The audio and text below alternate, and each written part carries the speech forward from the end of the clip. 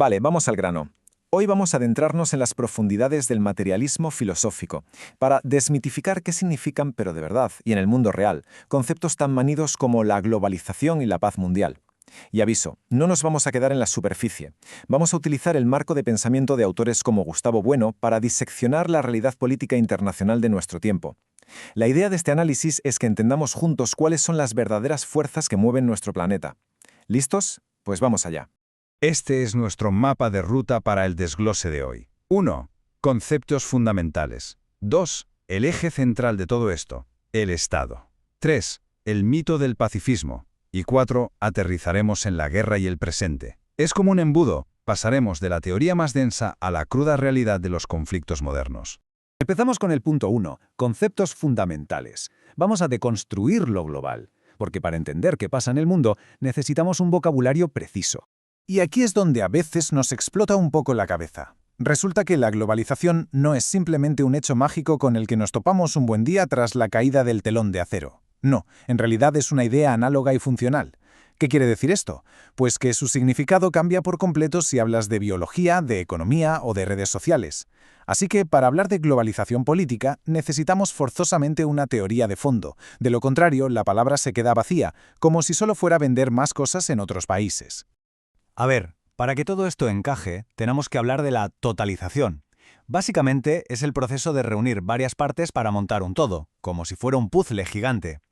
Toda globalización es, por definición, un esfuerzo de totalización, de abarcarlo todo. Pero ojo, no cualquier puzzle que montemos es una globalización. Y hacer esta distinción es lo que nos permite dar el salto a la gran trampa de todo este asunto. Fijaos, aquí viene el giro verdaderamente interesante, la mundialización. Cuando hablamos de un mundo, estamos hablando de un espacio conceptual que es único y sobre todo infinito. ¿Por qué es crucial entender esto? Pues porque el gran mito de la globalización intenta disfrazarse desesperadamente de mundialización. Intenta vendernos esa utopía de una humanidad totalmente unida, sin límites, sin roces, como si el espacio fuera infinito. Y esta imagen ilustra el contraste de forma brillante. La globalización política, nos guste o no, ocurre sobre el globo terráqueo. Y el globo es una esfera finita, literal. Esto tiene consecuencias enormes. En un espacio que se acaba, siempre van a existir límites físicos, fronteras políticas y fricción. El mundo, en cambio, es esa idea infinita y maravillosa donde la armonía total podría existir. Pero la política, amigos, no opera en las ideas infinitas, opera en la realidad de nuestro globo. Pasamos al punto 2, el eje central, o sea, el Estado, el verdadero motor de lo global. Atención a esta cita de Gustavo Bueno, porque nos introduce a lo que se llama un mito apotropaico. Suena súper técnico, ¿verdad? Pero pensad en los rituales antiguos para espantar a los malos espíritus. Pues bien, tras la caída de la Unión Soviética, el gran mal espíritu no era otro que el caos, el vacío absoluto de poder. La ideología de la globalización se vendió precisamente como ese amuleto reconfortante, esa ilusión de alianza perpetua para no morir de miedo ante un mundo sin reglas claras. Si desglosamos esto, nos damos cuenta de algo evidente. La globalización no flota en el aire, son los estados los que la coordinan. Para algunas ideologías expansionistas, globalizar es simplemente hacer su estado más grande y fuerte. Para otras posturas más anarquistas, la idea es que la globalización disuelva los estados. Pero, pregunta retórica, ¿puede sostenerse algo a nivel global sin un estado que lo imponga? Especialmente cuando, desde esta perspectiva materialista, el estado es algo estructuralmente inseparable de la guerra. Y esta nos lleva directos a la sección 3, el mito del pacifismo. Toca redefinir qué son realmente la guerra y la paz. Seguro que habéis escuchado a 1000 políticos apelar a la paz poética. Es un deseo precioso, abstracto, que queda de lujo en una pancarta, pero que no tiene ningún anclaje en el mundo real. La realidad, sin embargo, funciona a base de paz política. Y la paz política no es que nos llevemos todos bien, es un orden victorioso, es un equilibrio temporal que un Estado impone y mantiene por la fuerza. Quien predica esa paz poética, en el fondo, necesita que alguien garantice la paz política para poder quejarse con tranquilidad. Pasa algo parecido con la guerra. Hay teorías hiperreductivas por ahí. La visión zoológica te dirá que nos matamos por puro instinto animal. La visión teológica te dirá que es una batalla espiritual constante desde el pecado original. Pues ni lo uno ni lo otro. En un análisis riguroso, lanzar un misil no es un cabreo animal, es una decisión política fría, calculada y completamente racional.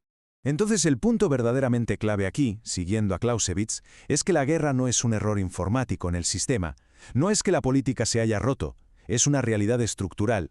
Mientras haya estados compitiendo en un globo finito, la guerra va a ser una herramienta inseparable de la supervivencia y del orden de esos propios estados. Y llegamos a la recta final, la sección 4, guerra, paz y el presente. Vamos a aplicar toda esta teoría a las noticias de hoy en día. Vamos a ver cómo encaja esto con el famoso derecho internacional. Muchas veces hablamos de las leyes internacionales como si fueran los 10 mandamientos, pero mirad la secuencia real.